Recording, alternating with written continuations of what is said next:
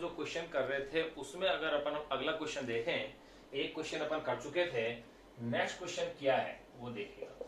उस क्वेश्चन में क्या कह रहे हैं, 1 किलो हर्ट्ज आवृत्ति की प्रत्यावर्ती धारा के लिए 1 किलो हर्ट्ज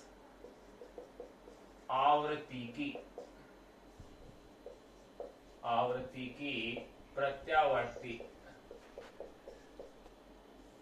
की प्रत्यावर्ती धारा के लिए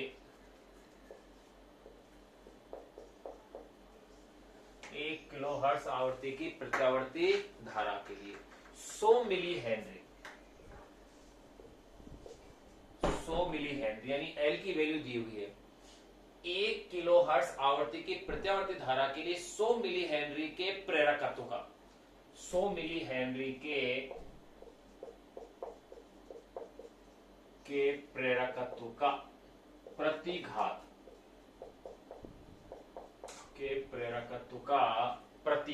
ध्यान दें, 1 किलो हर्ट्ज आवृत्ति की प्रत्यावर्ती धारा के लिए 100 मिली हेनरी के प्रेरकत्व का प्रतिघात ज्ञात कीजिए।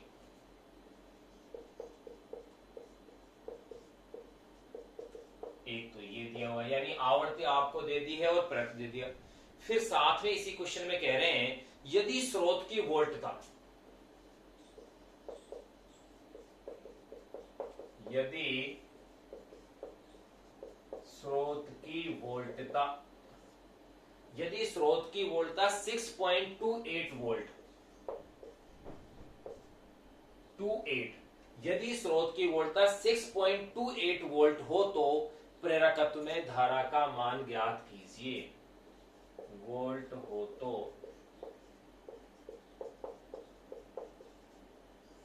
प्रेरकत्व में धारा का मान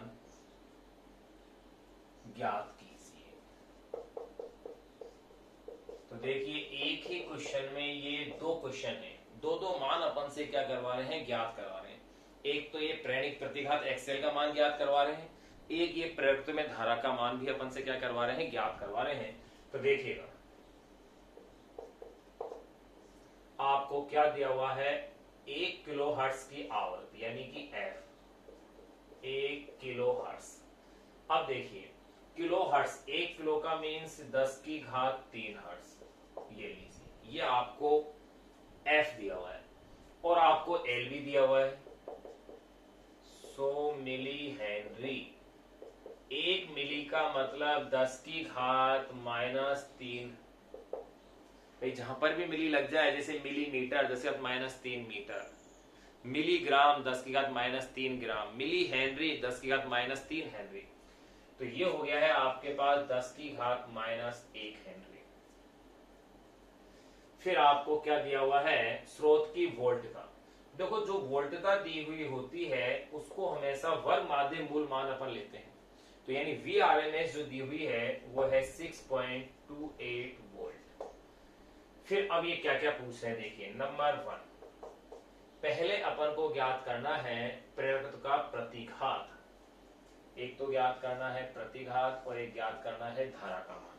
तो देखिए प्रतिघात, प्रेरकत्व का प्रतिघात का मतलब XL आपको निकालना है।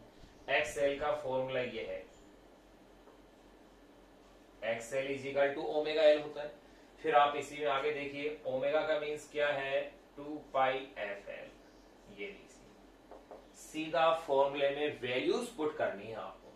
तो देखिए वैल्यूज देखें, 2 पाई की वैल्यू 3.14, एफ की वैल्यू है आपको दी हुई है 10⁻³ इंटू एल की वैल्यू दी हुई है 10⁻⁻1। अब आप इसे सोल्व कीजिएगा तो ये आपके पास वैल्यू आएंगी 6.28 इंटू पावर देखिए 10⁻³ तो ये है और -1 यानी कि 10⁻², तो ये हो गए हैं 628 ओम, 628 ओम, 628 ओम अपने पास ये किसके मान आ गया है, एक्सएल का। नंबर सेकंड ये पूछ रहे हैं धारा, IRMS निकालना है क्योंकि आपको VRMS दिया हुआ है। तो देखिए अगर मैं IRMS देखना चाहता हूं तो IRMS का मतलब है VRMS अपॉन में XL, क्योंकि प्रेरक के लिए अवरोध तो यही था XL। VRMS का मान इन्होंने कितना दिया है 6.28 और ये आपको दिया हुआ है 628, तो ये रह गया है 0.01 एम्पियर।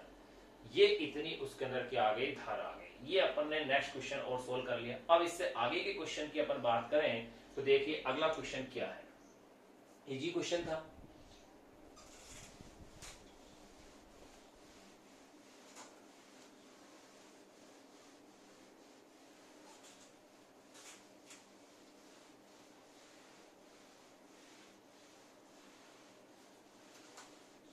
जो भी आप इसमें बोर्ड से नोट करना चाहें अपनी नोटबुक में, उसमें आप लेक्चर को उस टाइम पॉज कर लें और पॉज करके फिर आप अपनी कॉपी के अंदर उसे नोट करें,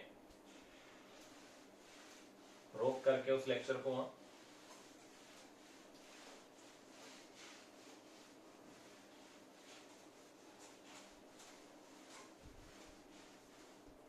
देखिए अब नेक्स्ट क्वेश्चन ये क्या कह रहे हैं।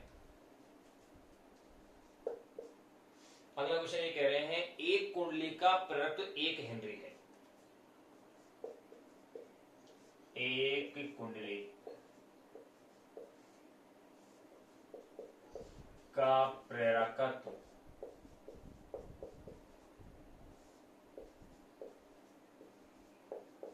1 हेनरी, यानी L की वैल्यू दी हुई है। अब इसमें भी दो क्वेश्चन पूछे गए। नंबर फर्स्ट, पहला ये पूछ रहे हैं किस आवृत्ति पर इसका प्रतिघात, किस आवृत्ति पर इसका प्रतिघात 3140 ओम होगा, यानी 3140। नंबर फर्स्ट ये पूछ रहे हैं किस आवृत्ति पर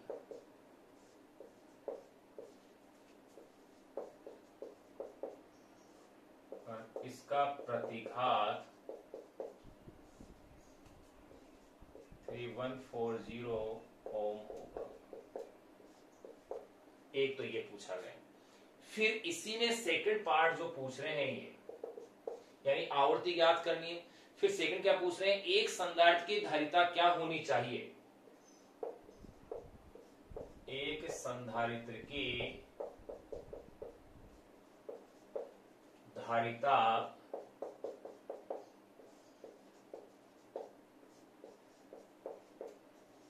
क्या होनी चाहिए, एक संधारित्र की धारिता क्या होनी चाहिए कि उसी आवृत्ति पर उसका प्रतिघात उतना ही रहे। क्या होनी चाहिए कि उसी आवृत्ति पर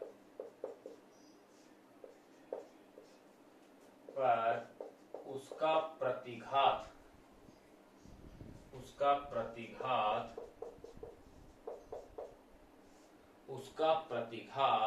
उतना ही रहे।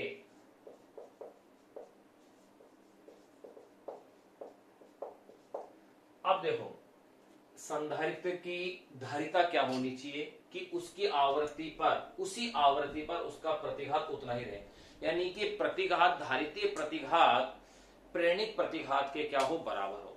अगर धारितीय प्रतिघात प्रेरणिक प्रतिघात के बराबर हो रहा है, इसका मतलब ये अनुनादी अवस्था है।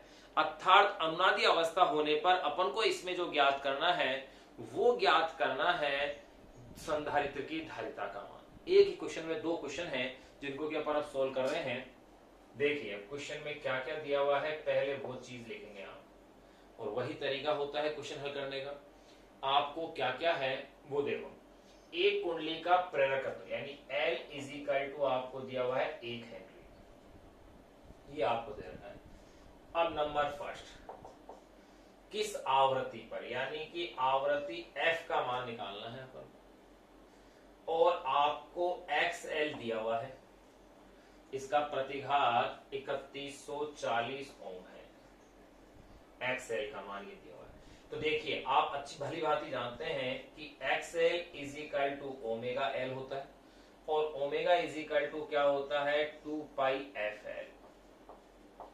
अगर इस फॉर्मूले को अगर आप यूज करते हैं तो आप क्या पाएंगे, आपको क्या ज्ञात करना है, F ज्ञात करना है।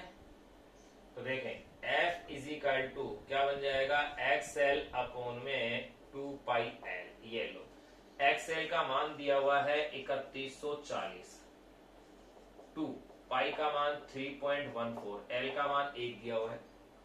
अब आप देखें इसमें 3.14 यानी पॉइंट को हटाते ही यहां हो जाएगा 3140 इंटू ये 100 और कर दीजिए आप, अपॉन में 2 और ये 314, ये लो बिल्कुल ऐसा लिख सकते हैं। और ऐसा लिखने के बाद देखिए 314 से इसे कैंसिल किया आपने, 314 तो 10 टाइम ये कट गया, 10 यानी कि 1000 हो गया, 1000 अपॉन में 2 तो ये हो गया है 500 हर्ट्ज। इतनी आवृत्ति होगी, ये अपन ने ज्ञात कर लिया। यानी ये जो आवृत्ति होगी निश्चित रूप से कैसी आवृत्ति होगी, अनुनादी आवृत्ति होगी। क्यों? क्योंकि ये कह रहे हैं इसी आवृत्ति पर धारितीय प्रतिघात इसके मान के क्या है, बराबर है। तो देखें नंबर सेकंड के अंदर धारिता C का मान ज्ञात करवा रहे हैं। धारिता C का ये क्या करा रहे हैं, मान ज्ञात कर रहे हैं। क्यों से भाई अपन कैसे कह सकते हैं उसके बराबर, क्योंकि इसने क्या कहा, इसी आवृत्ति पर धारितीय प्रतिघात का मान प्रेरणिक प्रतिघात के क्या है, बराबर है। यानी कि ये कैसी अवस्था हुई, इसकी अनुनाद की अवस्था हो गई। अगर ये अनुनाद की अवस्था हो गई है, अब अपन को C का मान निकालना है। तो देखिए XC is equal to 1 upon में ओमेगा C होता है, फिर ओमेगा की वैल्यू 2πfc, ये लो इससे निकालेंगे आप मान। तो देखो C इज इक्वल टू क्या हो जाएगा, 1 अपॉन में 2πfxc। यहां ध्यान रहे प्रश्नानुसार XL is equal to XC 3140 ohm है, क्योंकि इसने क्या कहा है, उसी आवृत्ति पर एक संदर्भ की धारिता क्या होनी चाहिए, उसी आवृत्ति पर उसका प्रतिघात भी क्या हो, उतना ही रहे। उसी आवृत्ति पर प्रतिघात भी क्या रहे, उतना ही रहे। अब देखिए 1 अपॉन में 2, पाई की वैल्यू है 3.14, एफ की वैल्यू है 500, फिर XC 3140, ये अपने पास आ गया। अब आप इसे जब हल करते हैं तो ये आपके पास वैल्यू आएगी 0.101 10⁻⁻⁶ फेराड, जिसको कि आप लिख सकते हैं 0.101 माइक्रोफेराड। ये अपने पास C की वैल्यू आएगी। ये अपन ने अगला क्वेश्चन है वो भी अपन ने सोल्व कर लिया है। अब अपन देखते हैं नेक्स्ट क्वेश्चन क्या है अपने पास। देखिए वो क्वेश्चन क्या कहता है।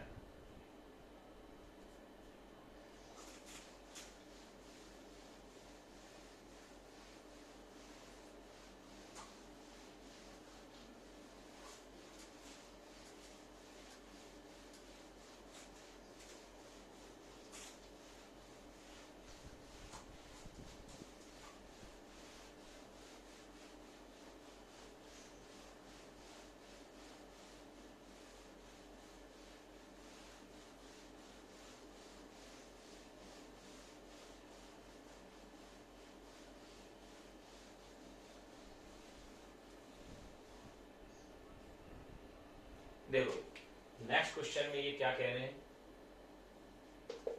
नेक्स्ट क्वेश्चन में ये कह रहे हैं एक 120 माइक्रोफेराड, एक 120 माइक्रोफेराड का संधारित्र, माइक्रोफेराड का संधारित्र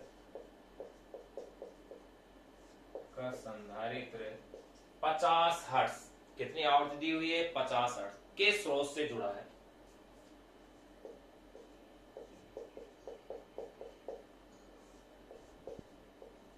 पचास हर्ट्ज के स्रोत से 50 हर्ट्ज के स्रोत से क्या है, ये जुड़ा है। इसके धारितीय प्रतिघात का मान ज्ञात कीजिए। ये लो इजी कर दिया। इसके भी भाई दो पार्ट हैं, तो दोनों पार्टों को ही लिखते हैं इस एक क्वेश्चन के। नंबर फर्स्ट, इसके धारितीय प्रतिघात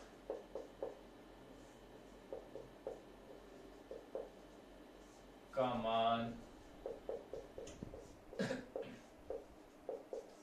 ज्ञात कीजिए। पहला क्वेश्चन तो ये है, यानी आपको C दे दिया है और आपको आवृत्ति भी दे दी है, तो XC ज्ञात करना तो आसान है। नंबर सेकंड ये इस क्वेश्चन में पूछ रहे हैं, यदि प्रत्यावर्ती धारा की आवृत्ति 5 मेगाहर्ट्ज कर दी जाए, यदि प्रत्यावर्ती धारा की आवृत्ति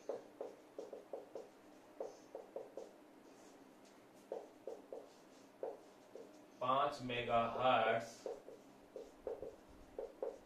कर दी जाए, यानी कि 50 हर्ट्ज से कितनी कर दी जाए भाई, 5 मेगाहर्ट्ज कर दी जाए। 1 मेगा का मतलब 10 की घात 6 प्लस में होता है, ध्यान रखना 10 की घात 6 प्लस में तो मेगा को शो करता है और 10 की घात माइनस 6 माइक्रो को शो करता है, यानी आवृत्ति 5 मेगाहर्ट्ज कर दी जाए, तो प्रतिघात में क्या परिवर्तन होगा।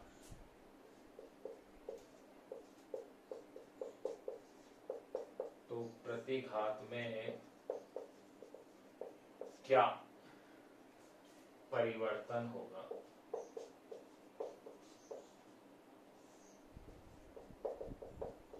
ये लीजिए, अब इस क्वेश्चन को आप सोल्व करेंगे। आपको क्या क्या दिया है पहले देखो, C का मान दिया है 120 माइक्रोफेरड। 1 माइक्रो का मतलब है 10 की घात -6 फेरड, अर्थात 1.20 10⁻⁻⁴ फेरड हो गया।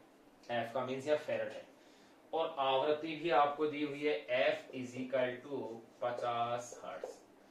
XC का मान ज्ञात करना है। देखो नंबर फर्स्ट, धारितीय प्रतिघात का मान ज्ञात करना है। ये लो, अब अपन को धारितीय अगर प्रतिघात का मान ज्ञात करना है तो देखिए क्या फॉर्मूला है XC का, 1/2 पाई FC, बिल्कुल यही फॉर्मूला है।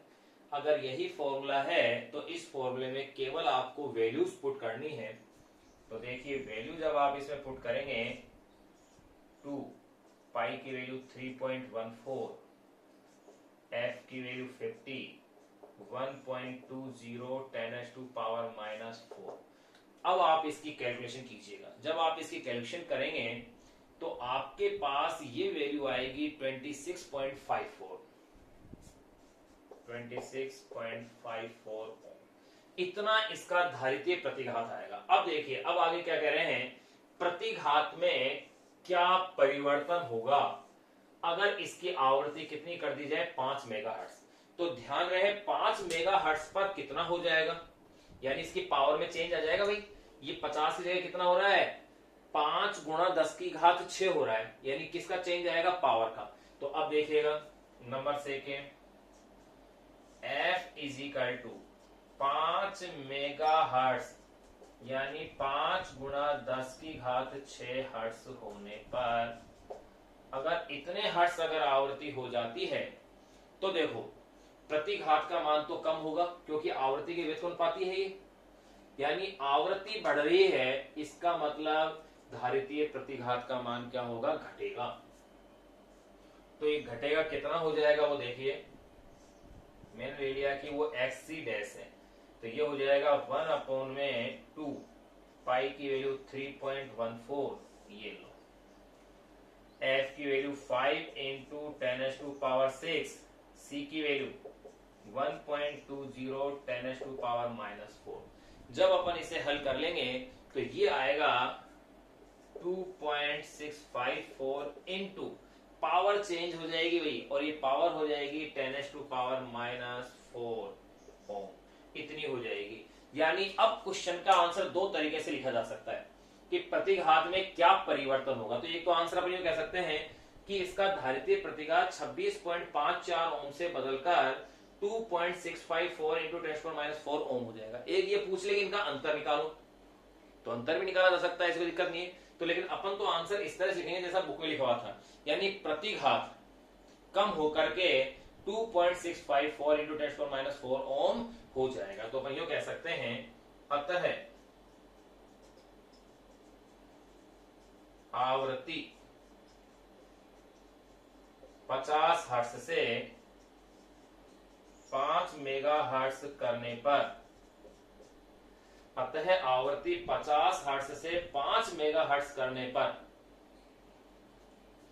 पर प्रतिघात 26.54 ओम से कम होकर, यानी इससे घट जाएगा, इससे कम हो जाएगा, से कम होकर 2.654 10⁻⁻4 ओम, 2.654 इंटू 10⁻⁻4 ओम हो जाएगा। ये क्वेश्चन भी अपने पास कंप्लीट हो गया है। अब उसके बाद अपन देखते हैं नेक्स्ट क्वेश्चन इसी का।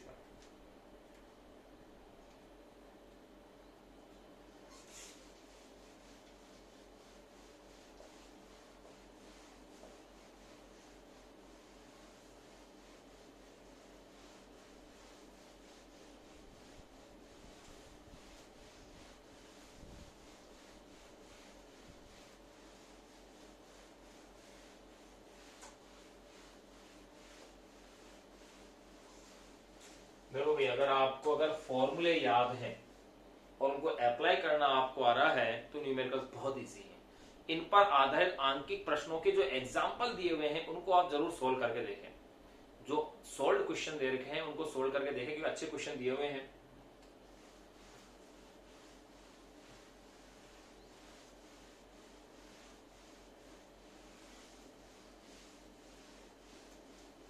क्योंकि जो सोल्व एग्जाम्पल हैं वो भी इसी टाइप के क्वेश्चन हैं, जिनमें सीधी आपको वैल्यूज दिए हैं और फॉर्मूले में वैल्यूज क्या करनी है, पुट करनी है। नेक्स्ट क्वेश्चन देखिए क्या आपको दिया हुआ है। नेक्स्ट क्वेश्चन में अपन को ये दे रखा है, एक प्रेरक तो संधारित्र और प्रतिरोध, तीन दे रखे हैं। क्या क्या दिया हुआ है, एक प्रेरकत्व,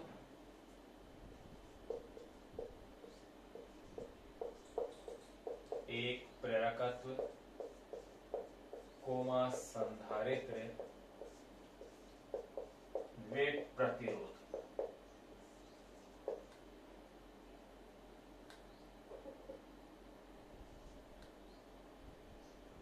एक प्रेरकत्व कोमा संधारित्र वे प्रतिरोध श्रेणी क्रम में जुड़े हैं।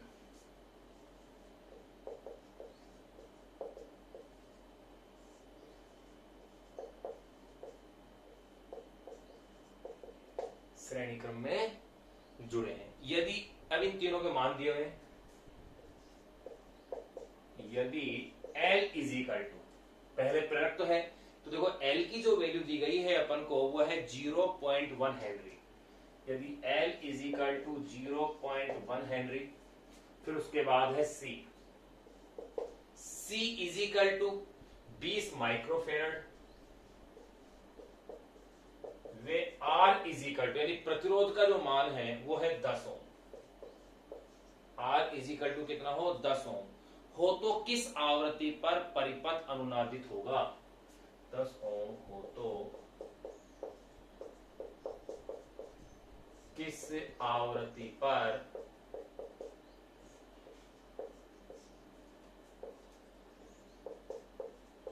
परिपथ अनुनादित होगा। ये अपन से क्वेश्चन में पूछा जा रहा है, तो किस आवृत्ति पर परिपथ क्या होगा, अनुनादित होगा। अनुनादित होने का मतलब यानी अनुनादी आवृत्ति पूछ रहे हैं भाई, और आपको पता है कि परिपथ में एलसीआर जो श्रेणीक्रम परिपथ है उसमें अनुनादी आवृत्ति प्रतिरोध पर निर्भर नहीं करती है। अनुनादी आवृत्ति f r is equal to 1/2 pi root of l c थी, यानी एल और सी के मान पर निर्भर करती है, न कि किसके मान पर, आर के मान पर। देखें इसको सोल्व करते हैं। ये सॉल्यूशन आपको सबके मान दिए हुए हैं। L इज इक्वल टू दिया हुआ है 0.1 henry, C is equal to दिया हुआ है 20 माइक्रोफेरड। तो पहले आप इसे चेंज कर लीजिए, 20 1 माइक्रो में 10⁻⁻6 फेरड, यानी कि C is equal to 2 into 10⁻⁻5 farad. R की भी वैल्यू लिख देते हैं, काम तो आएगी नहीं वैसे, 10 ओम है। अनुनादी आवृत्ति एफ आर का ये क्या कर रहे हैं, मान ज्ञात करवा रहे हैं अपन से। तो देखिए अगर कोणीय आवृत्ति ज्ञात करें तो बहुत आसान है। F r is equal to क्या होता है, 1/2 pi root of l c. ये लो, इस फॉर्मूले से आप इसकी वैल्यूज निकाल लीजिए। अगर इस फॉर्मूले से अगर अपन इसकी वैल्यू निकालते हैं तो वो वैल्यू क्या आती है वो देखिए। F r is equal to 1/2 pi की value 3.14 root of l, l की वैल्यू है 0.1, फिर c की वैल्यू है 2 इंटू 10⁻⁻⁵। अब देखो 2 3.14 0.1 बाई 10⁻⁻⁶ हो जाएगा। तो ये लो 2 इंटू 10⁻⁻⁶। फिर आगे की स्टेप देखिएगा 1/2 इंटू 3.14, 2 का रूट 1.414 और -6 यानी कि -3 पावर होगी। इसको आप ऊपर लेके जाइए यानी कि ये हो जाएगा 1000। 10 का -3 ऊपर आगे प्लस में हो जाएंगे ना, 1000 हो जाएंगे।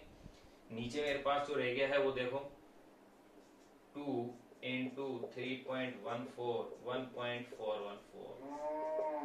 अब आप इसको अगर सोल्व करते हैं तो आपके पास ये वैल्यू आती है अप्रोक्स 112.6 हर्ट्ज। 112.6 हर्ट्ज इतनी अनुनादी आवृत्ति अपन को क्या होती है, प्राप्त होती है। 112.6 हर्ट्ज की अपन को अनुनादी आवृत्ति इस क्वेश्चन में क्या हो रही है, प्राप्त हो रही है।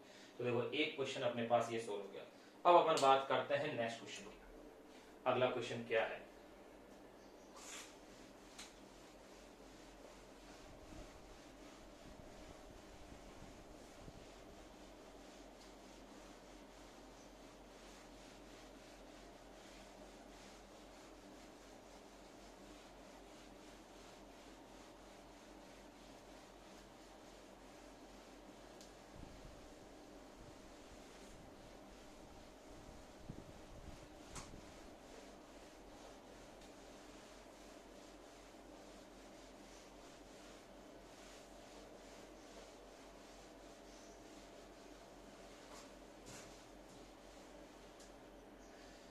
नेक्स्ट क्वेश्चन देखें अपने पास क्या क्वेश्चन है। अगला क्वेश्चन है वो काफी अच्छा क्वेश्चन है। क्वेश्चन में क्या कह रहे हैं उस चीज पे गौर कीजिएगा। क्वेश्चन में ये कह रहे हैं कि किसी एलसीआर परिपथ में, किसी एलसीआर परिपथ में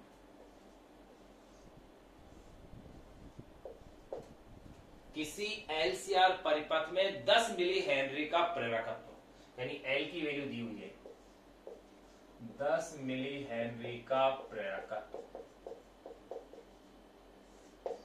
यानी कि एल की वैल्यू दे रखी है 3 ओम का प्रतिरोध,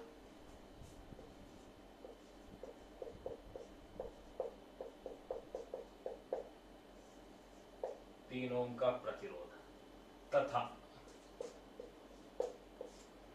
3 ओम का प्रतिरोध तथा 1 माइक्रोफेरड की धारिता, 1 माइक्रोफेरड की धारिता।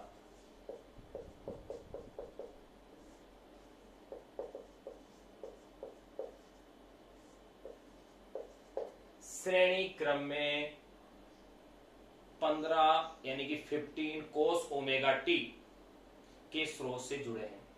1 माइक्रोफेरड की धारिता श्रेणी क्रम में 15 कोस ओमेगा टी वोल्ट।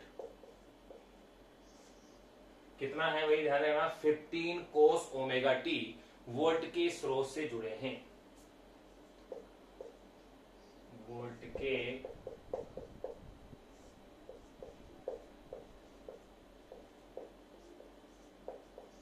स्रोत से जुड़े हैं। यानी कि आपको इसने इनडायरेक्टली देखो ये दिया है, यही इसका टर्निंग पॉइंट है 15 कोस ओमेगा टी, यानी आप ये मान लीजिए V is equal to v naught cos omega t होता है, तो V नोट का मान दे दिया इसने, शिखर मान दे दिया है आपको। अनुनादी आवृत्ति से फिर कह रहे हैं अनुनादी आवृत्ति से, अनुनादी आवृत्ति से 10% कम आवृत्ति पर 10% कम आवृत्ति पर, ये लो 10% कम आवृत्ति पर धारा का शिखर मान ज्ञात कीजिए। 10% कम आवृत्ति पर धारा का शिखर मान ज्ञात कीजिए। एक अच्छा क्वेश्चन है। ऐसा ही एक क्वेश्चन पहले पुरानी बुक में भी था, उसमें दे रखा था 10% के स्थान पर 20% कम, और इस क्वेश्चन में जो अपनी बुक है इसमें दे दिया है 10% कम आवृत्ति पर। अगर ये 10% कम आवृत्ति की कह रहे हैं, अब देखिएगा क्वेश्चन को, एक अच्छा क्वेश्चन है। किसी एलसीआर परिपथ में 10 मिली हेनरी का प्रवृत्त, यानी L इज इक्वल टू दिया हुआ है 10 मिली हेनरी, तो 10 गुणा 10 की घात -3 हेनरी, तो इसे आप कह देंगे 10 की घात -2 हेनरी। फिर दे रहे हैं 3 ओम का प्रतिरोध, यानी R की भी वैल्यू आपको दी हुई है, यह है 3 ओम, जिसकी आवश्यकता होगी नहीं। C की वैल्यू दी है इन्होंने 1 माइक्रोफेराड, यानी 1 गुणा 10 की घात -6 फेराड, ये होगा। और 15 के इसके बाद जरूरत पड़ेगी। ये कह रहे हैं अनुनादी आवृत्ति से 10% कम आवृत्ति, 10% कम, यानी कितना परसेंट बचा? 90%। भाई 10% कम कर रहे हैं, अगर कहते हैं 20% कम है, इसका 80% पर। तो देखो अनुनादी आवृत्ति को मैं FR भी ले सकता हूं और ओमेगा R भी ले सकता हूं, क्योंकि उससे 10% कम पर मान कर रहे हैं, क्योंकि ओमेगा की जरूरत पड़ेगी अपने सवाल में आगे, तो वहां इसलिए कोई दिक्कत आएगी नहीं। तो मैं इसे ओमेगा R के रूप में अगर देखता हूं कैलकुलेशन में, तो देखो omega R is equal to 1/√LC से, ये ओमेगा R है, अनुनादी आवृत्ति है। तो देखो पहले मैं अनुनादी आवृत्ति ज्ञात कर लूं, इसका फिर कितना परसेंट ले लूंगा मैं? 10% कम, यानी कि इसका 90% में ले लूंगा जो आवृत्ति मेरे पास होगी। तो देखो L की वैल्यू कितनी है मेरे पास? यहां है 10⁻⁻²। फिर C की वैल्यू भी दी हुई है मेरे पास 1 × 10⁻⁻6। तो देखो यहां मैं इसे अब सोल्व करता हूं, तो ये हो गए हैं 10⁻⁻8, यानी कि 10⁻, अब इसको अगर मैं सोल्व करता हूं तो ये रूट में अपने पास हल होकर रह जाएंगे 10⁻⁻4, क्योंकि पावर हाफ हो जाती है, इसमें आधी रह जाती है रूट में। तो यहां कितनी हो गई? 10⁻4, या इसे आप कह सकते हैं 10,000 रेडियन पर सेकेंड, इतनी अपने पास आवृत्ति होगी। इसका ये क्या कह रहे हैं? जो आवृत्ति है,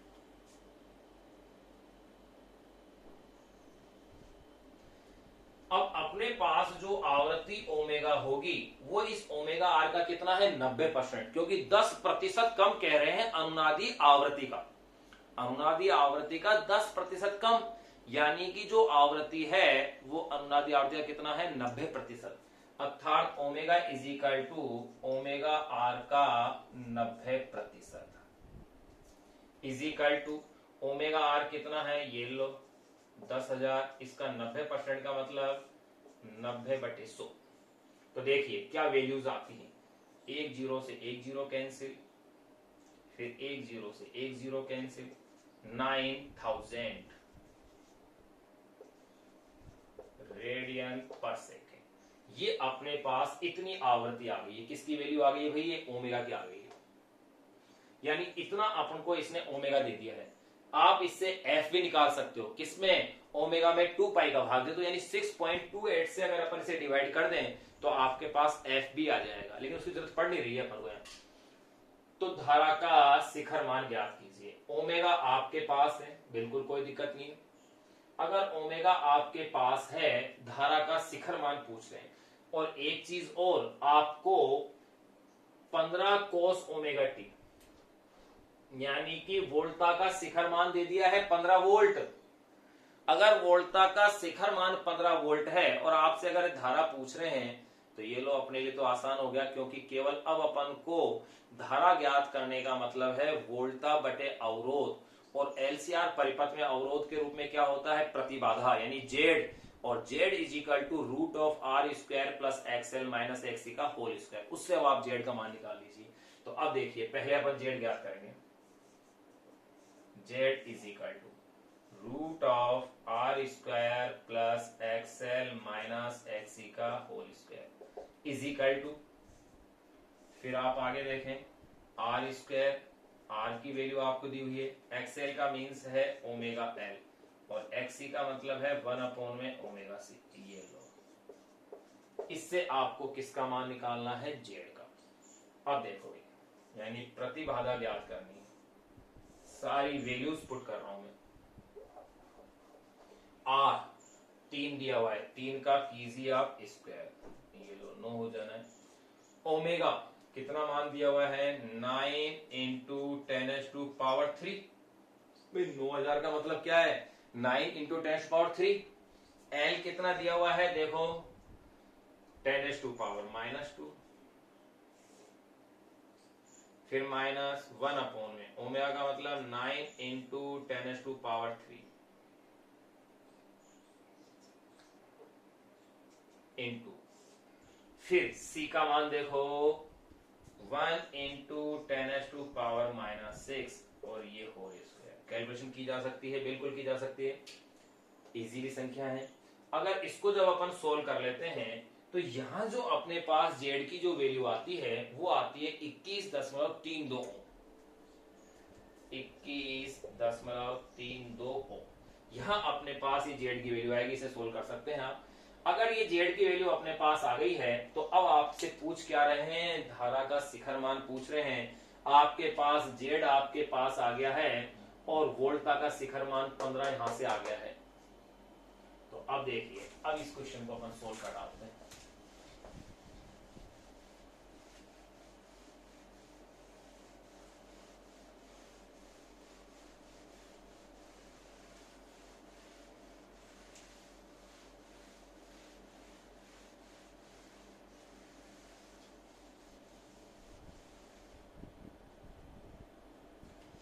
अब लेना है, अब देखो V naught is equal to 15 volt, I naught find out करना है। तो I naught is equal to V naught upon में Z से, यही फॉर्मूला है वोल्टा बटे धारा। तो देखें I नोट, V नोट का मान मेरे पास कितना दिया हुआ है 15, Z का मान मेरे पास आया है 21.32। अब 15 को डिवाइड कीजिए आप 21.32 से, तो ये आएगा 0.704 एम्पियर, इतनी धारा उसमें प्रवाहित होगी। यहां अपने पास अपन एक क्वेश्चन कर लिया। अब एक क्वेश्चन जो अपने राजस्थान बोर्ड में इन्हीं पर आधारित आया था, उस क्वेश्चन को अपन देखते हैं, जो कि 2013 में आया था। बहुत ही सिंपल क्वेश्चन है अगर सोचा जाए तो, लेकिन ऐसा क्वेश्चन है जिसमें गलत होने के चांस भी। देखिए किस तरह का क्वेश्चन है।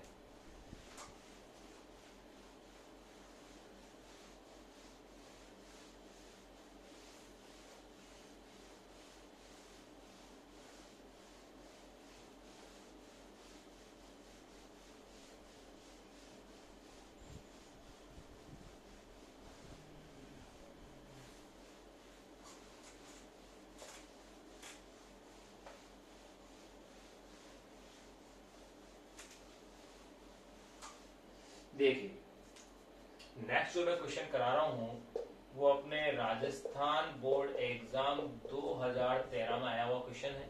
क्वेश्चन क्या है, लिखो किसी प्रत्यावर्ती परिपथ में आरोपित वोल्टता 220 वोल्ट है।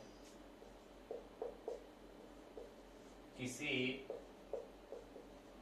प्रत्यावर्ती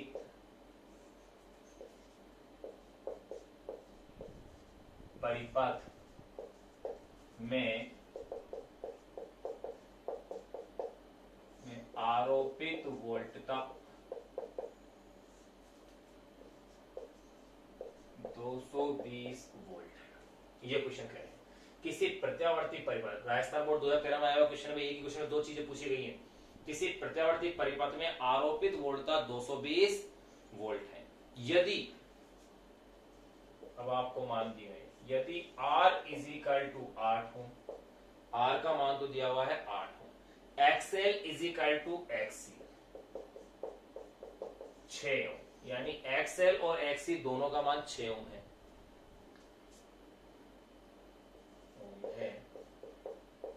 तो अब ये कह रहे हैं निम्न का मान ज्ञात कीजिए। एक ही क्वेश्चन में 2 क्वेश्चन है, तो निम्न का मान ज्ञात कीजिए।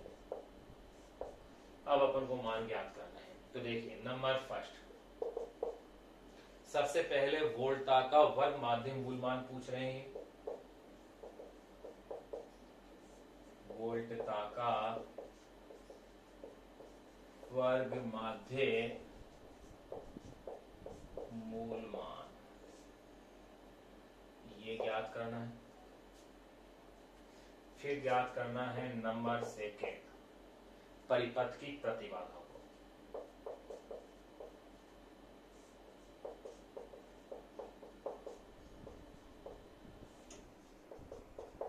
ये अपने पास क्वेश्चन है, देखो वेरी सिंपल क्वेश्चन है।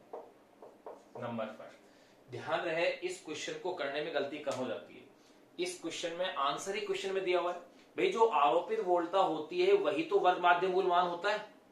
अब स्टूडेंट इसमें सोच नहीं पाएगा कि यार आंसर तो इसी के अंदर है, वर्ग माध्य मूल मान क्या निकालें। फिर वो इसको शिखर मान लेगा, तो 220 अपॉन में √2 कर देगा, तो हाँ उससे गलती हो जाएगी। फिर सेकंड पार्ट है, उसमें भी देखो हिंट कितना बड़ा दिया है कि एक्सएल और एक्ससी बराबर है, और जब एक्सएल और एक्ससी बराबर होते हैं तो ये अनुनाद की अवस्था बन जाती है। और आपको पता है जब एक्सएल बराबर एक्ससी हो और अनुनाद की अवस्था चल रही हो तो ऐसी स्थिति में प्रतिबाधा का मान प्रतिरोध के बराबर होता है। यानी यहां पर भी आंसर आर का मान आ गया। यानी ऐसा इजी क्वेश्चन है जिसमें इस क्वेश्चन में ही आंसर है सारे। कैसे कि वर्ग माध्य मूल मान तो हो गया 220 वोल्ट, आरोपित वोल्टता 220 वोल्ट है, तो वर्ग माध्य मूल मान भी हो गया 220 वोल्ट, और प्रतिबाधा का मान कितना हो गया 8 हो। ये लो दोनों क्वेश्चन सोल्व हो गए। ऐसा ही एक क्वेश्चन 2019 में भी आया था, उसमें क्या कर रखा था, आर का, एक्सएल का, एक्ससी का मान, लेकिन वो अलग अलग मान दिए हुए थे। फिर उसमें पूछ रहे थे परिपथ की प्रतिबाधा, तब आपको वहां फॉर्मूले की जरूरत पड़ेगी। आप यहां पर भी फॉर्मूले से निकाल सकते हैं। अपन दोनों चीजें लिख देंगे। देखो वोल्टा का वर्ग माध्य मूल मान क्या है, देखिए वोल्टता का वर्ग माध्य मूल मान, तो यहां तो आ गया है 220 वोल्ट, क्योंकि जो आरोपित वोल्टता होगी वर्ग माध्य मूल मान ही होगा। नंबर सेकेंड, अपन क्या देख रहे हैं कि XL is equal to XC है, यानी अनुनादी अवस्था है। चूंकि XL is equal to XC, इसलिए अनुनादी अवस्था, इसलिए बिना हल करे भी आंसर लिख सकते हो, जिसमें z is equal to r is equal to कितना हो गया 8 हो। या तो ऐसे कर लो अथवा इसी क्वेश्चन को आप ऐसे कर लो, वो तो सेम एक ही आंसर आना है। कैसे कि भाई z is equal to root of r square plus XL minus XC का होल स्क्वायर। ये लो इसके अंदर मान रख लो। 2019 में जो क्वेश्चन आया था जिसमें प्रतिबाधा पूछ रहे थे, उसमें आर, एक्सएल और एक्ससी के मान दिए हुए थे, उसको हल करके केवल मान रखना है। इसलिए इस क्वेश्चन को दोबारा से अपन यहाँ करें कोई फायदा नहीं है, क्योंकि केवल संख्याओं का तो फर्क है। अब आप देखो इससे आप हल करके देखें, 8 का स्क्वायर 6 माइनस 6 का स्क्वायर, ये लो वही 8 ओम आ गया। यानी किसी भी प्रकार से आप कर लें। ये क्वेश्चन अपने पास 2013 के एग्जाम आए थे, जिसको अपन ने सोल्व कर लिया है। यहाँ अपने पास इस पर जो न्यूमेरिकल थे वो अपने कंप्लीट हो गए। अब अपन जो नेक्स्ट जो टॉपिक है उसकी चर्चा करेंगे। अब अच्छे टॉपिक है, नेक्स्ट टॉपिक है अनुनादी आवर्ती, अपन पढ़ चुके हैं। अब जो अपन पढ़ रहे हैं वो है अर्धशक्ति बिंदु या अर्धशक्ति बिंदु आवर्ती। उसके बाद अपन पढ़ेंगे बैंड चौड़ाई, और फिर है वोल्टता प्रवर्धन या विशेषता गुणांक के बारे में।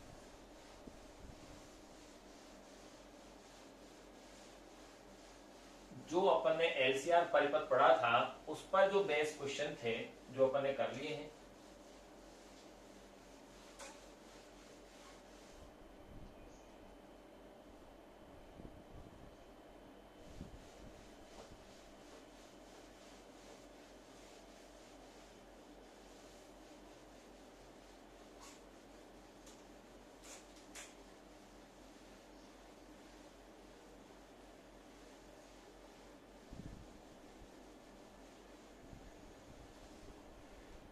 देखिए अब अपन जो कंटेंट्स पढ़ रहे हैं वो है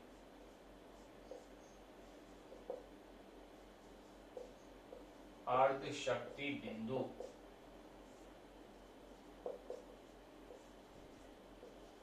वे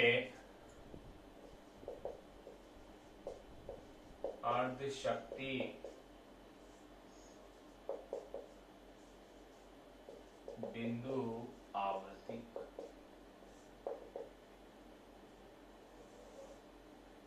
अर्ध शक्ति बिंदु व अर्ध शक्ति बिंदु आवर्ती। देखो ये होती क्या है, आपने ये ग्राफ अपन खींच चुके थे अनुनादी वक्र धारा और आवर्ती के बीच में। इस अक्ष पर आपने आवर्ती को लिया, इस अक्ष पर आपने धारा आई को लिया। तो आपने क्या देखा था, ध्यान दीजिएगा इस पे कि ये ग्राफ इस तरह से आया था, इस तरह से आपने ग्राफ बनाया था। इस वक्र में आपने ध्यान दिया था कि आपको पता है कि आपने ये कॉन्सेप्ट भी लिखे थे कि जब आवर्ती के मान में वृद्धि करते हैं तो धारा के मान में भी क्या होती है, वृद्धि होती है। और आवर्ती के निश्चित मान पर धारा का मान अधिकतम मान हो जाता है। उस अधिकतम मान को मैंने आई नोट से शो किया था। फिर उसके बाद आवर्ती बढ़ाने पर धारा का मान क्या होता है, घटना शुरू हो जाता है। जिस आवर्ती पर धारा का मान अधिकतम आया था उसे कहा था अनुनादी आवर्ती FR कहा था। और यहां पर जो धारा का मान आ रहा है वो मैंने लिया था आई नोट, मैक्सिमम मान था आई नोट। फिर इसके अंदर धारा आवर्ती वक्र में दो बिंदु मेरे को ऐसे प्राप्त हुए, P1 और P2, P1 और P2।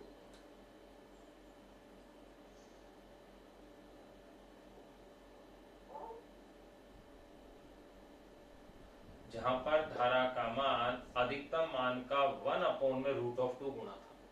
जहां पर धारा का मान अधिकतम मान का क्या था, 1/√2 गुना था।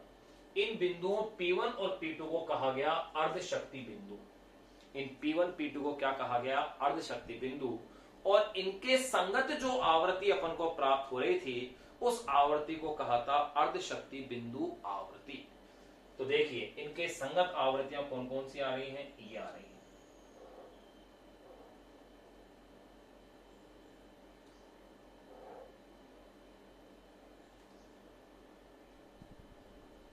ये देखो P1 के संगत आवृत्ति क्या है, F1 और P2 के संगत जो आवृत्ति है वो है F2। और इन अर्ध शक्ति बिंदु आवृत्तियों का जो अंतर होता है इस अंतर को कहा जाता है बैंड चौड़ाई। ये बैंड चौड़ाई या इसे कहते हैं बैंड विस्तार। तो देखिए क्या परिभाषा हुई, धारा आवर्ती वक्र में वे बिंदु जहां पर धारा का मान अधिकतम मान का 1/√2 गुना, जहां पर धारा का मान अधिकतम मान का 1/√2 गुना या शक्ति का मान आधा होता है, अर्ध शक्ति बिंदु कहलाते हैं। और इनके संगत जो आवृत्तियां होती हैं उन्हें अर्ध शक्ति बिंदु आवृत्तियां कहते हैं। तो अब देखो अपन इन परिभाषाओं को लिख लें।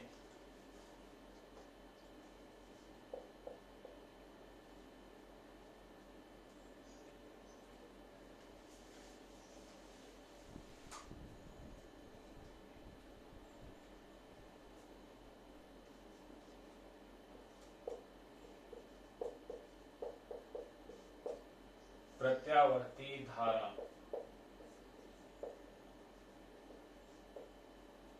के लिए, प्रत्यावर्ती धारा के लिए धारा आवृत्ति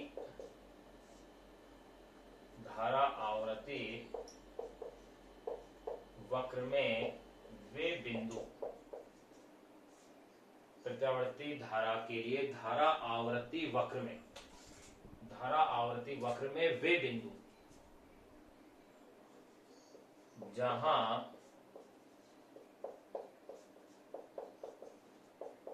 धारा का मान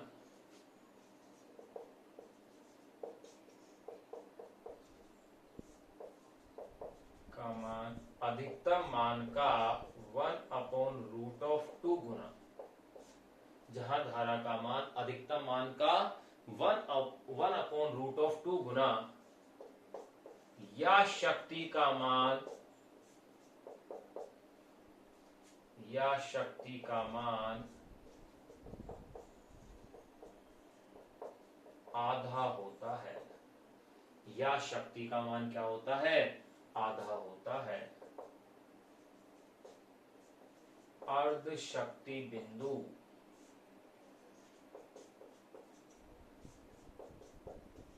P1 व P2, चित्र में कौन से हैं, P1 और P2, अर्ध शक्ति बिंदु कहलाते हैं। ये इसी देखो, ये आपके अच्छे से समझ में आना चाहिए अर्ध शक्ति बिंदु क्या है, क्योंकि इसी के आधार पर अपन बैंड चौड़ाई का व्यंजक निकालेंगे, जो कि वेरी वेरी इंपॉर्टेंट है एग्जाम के पॉइंट ऑफ व्यू से, बोर्ड के एग्जाम के लिए। तो इसलिए आपको ये परिभाषाएं अच्छे से पता होनी चाहिए। अब देखिए, प्रत्यावर्ती धारा के लिए धारा आवर्ती वक्र में वे बिंदु जहां धारा का मान अधिकतम मान का 1/√2 गुना या शक्ति का मान आधा होता है। धारा का मान अधिकतम मान का 1/√2 गुना या शक्ति का मान क्या होता है, आधा होता है, अर्ध शक्ति बिंदु कहलाते हैं। अब देखो इसी में अर्ध शक्ति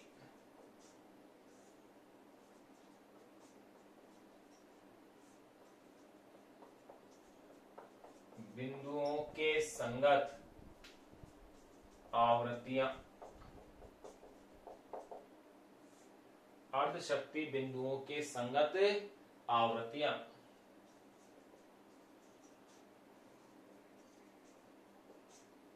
अर्ध शक्ति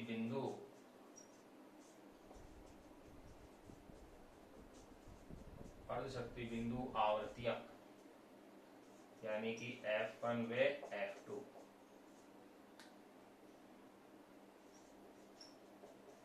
कहलाती हैं। अर्ध शक्ति बिंदुओं के संगत जो आवृत्तियां हैं उन्हें कहते हैं अर्ध शक्ति बिंदु आवृत्ति। तो देखिए, अर्ध शक्ति बिंदु आवृत्ति क्या होगी, F1 और F2 हो गई, और ये अर्ध शक्ति बिंदु के लिए क्या हो गया अपने पास, ये अर्ध शक्ति बिंदु की परिभाषा होगी, अर्ध शक्ति बिंदु की आवृत्ति होगी। अब अपना जो नेक्स्ट टॉपिक अपन पढ़ेंगे, यहां आप इस चित्र को इसके साथ साथ ही बनाएंगे भी, ऐसे कैसे आप इसको कॉपी कर लीजिए। नेक्स्ट अपन जो टॉपिक पढ़ रहे हैं वो है बैंड चौड़ाई या बैंड विस्तार। तो अपन बैंड चौड़ाई या बैंड विस्तार है क्या, तो देखिए, अर्ध शक्ति बिंदु आवृत्तियों के अंतर को बैंड चौड़ाई या बैंड विस्तार कहते हैं, यानी कि उसकी भी अपन डेफिनेशन दे देते हैं।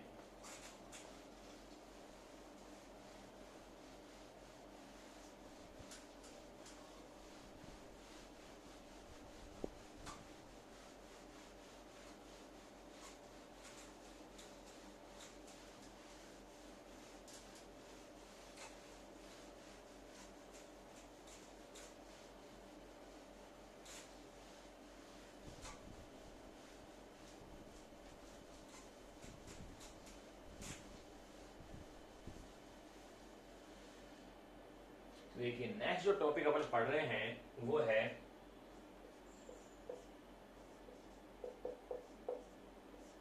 बैंड चौड़ाई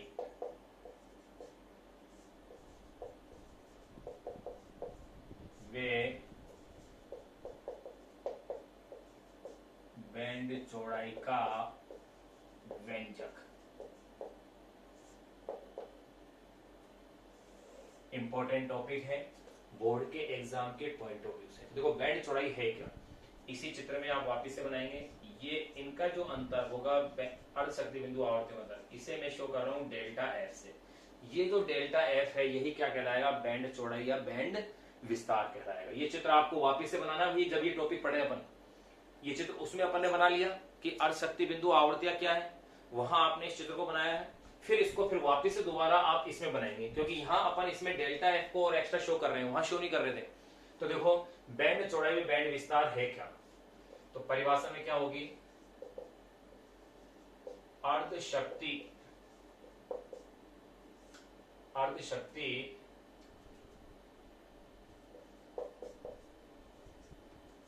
बिंदु आवृत्तियों के अंतर को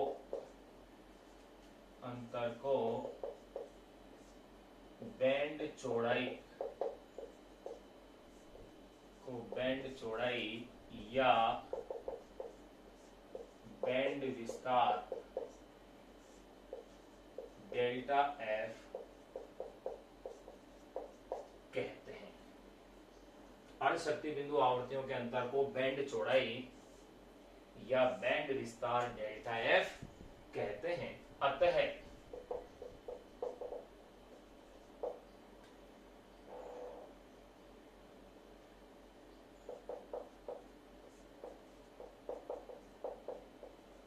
बैंड चौड़ाई delta F is equal to F2 minus F1, equation number 1। ये अपने पास बैंड चौड़ाई होगी। अब अपन को इसका क्या करना है, व्यंजक प्राप्त करना है। अब अपन को इसका क्या करना है, व्यंजक प्राप्त करना है, इसकी डेरिवेशन करनी है। तो देखो कैसे स्टेप्स, केवल एक ही स्टेप आपको ध्यान रखनी है कि बैंड चौड़ाई के लिए अपन जो डेरिवेशन कर रहे हैं उसके लिए कैसे अपन ध्यान रखेंगे कि अर्धशक्ति बिंदुओं के लिए जो धारा आई है उसका मान किसके इक्वल है, आई नोट अपॉन में रूट ऑफ 2 के। फिर आई का मतलब क्या है, V R M S upon में जेड, और आई नोट का मतलब है V R M S upon में आर, क्योंकि धारा अधिकतम कब होगी, जब प्रतिबाधा न्यूनतम होगी, और प्रतिबाधा का न्यूनतम मान किसके इक्वल है, आर के इक्वल है। ये मान रखने के बाद फिर अब आप इसको इक्वेशन को सोल्व करेंगे तो आपके पास यहाँ इक्वेशन जो बन के आती है वो आती है ओमेगा एल माइनस 1 अपॉन में omega C is equal to plus minus R के रूप में बन के आएगी। फिर आपको इसमें दो समीकरणें बनानी है, एक में तो आर को प्लस में लेना है, एक में आर का क्या लेना है, माइनस में लेना है। उन दोनों समीकरणों को एक बार तो आप जोड़ दें और एक बार उन दोनों समीकरणों को घटा दें, बस आपकी डेरिवेशन हो जाएगी। इतना सा स्टेप आपको ध्यान रखना है। मैंने क्या कहा कि पहला पॉइंट तो ये ध्यान रखना है कि अर्धशक्ति बिंदुओं के लिए धारा I is equal to I naught upon में रूट ऑफ 2 है। फिर यहां आप I का और I नोट का मान रखेंगे, जिसको हल करने पर आपकी समीकरण आएगी ओमेगा एल माइनस 1 अपॉन में omega C is equal to plus minus R. अब आपको आर की दो वैल्यूज लेनी है, एक तो आर को माइनस में लेना है, एक आर को आपको प्लस में लेना है। यानी P1 के लिए माइनस में और P2 के लिए प्लस में ले लेना है। यानी P1 के लिए तो आवृत्ति F1 है, P1 के लिए आवृत्ति कितनी है, F1 है। P1 के लिए आवृत्ति अगर F1 है तो यहां पर ओमेगा 1 हो जाएगा, और यहां पर P2 के लिए आवृत्ति F2 है तो यहां ओमेगा 2 हो जाएगा। तो अपने पास दो समीकरणें बन जाएंगी। एक बार तो उन दोनों समीकरणों को आपको जोड़ना है और एक बार आपको उन दोनों समीकरणों को क्या करना है, घटाना है एक दूसरे में से। बस आपकी ये डेरिवेशन यहां कंप्लीट हो जाएगी। इसी स्टेप का अपन को क्या रखना है, ध्यान रखना है।